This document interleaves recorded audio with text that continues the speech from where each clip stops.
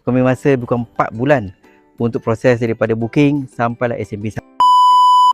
Baru je selesai upacara tanda tangan SMP oleh pihak penjual di rumah yang nak dijual di belakang saya ni. So, rumah Corner Lot ni di Setiawang Sale lebih kurang harga 1 juta lebih. Yang mana prosesnya menarik sekali. Kerana apa? Kerana booking form dah pun didesain oleh pihak pembeli pada Disember tahun lepas. Loan buyer approve ataupun lulus pada bulan Februari tahun ni. Manakala SMP owner sign pada hari ni, April 2025.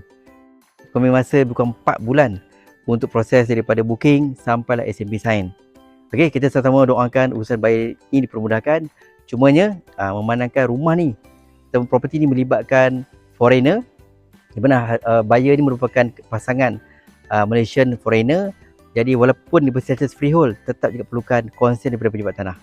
Okey, sama-sama kita doakan kalau ada rezeki tak ke mana, kalau ada jodoh tak ke mana. Betul. Okey, so ingat properti, ingat berhati-hati, kasih jadi.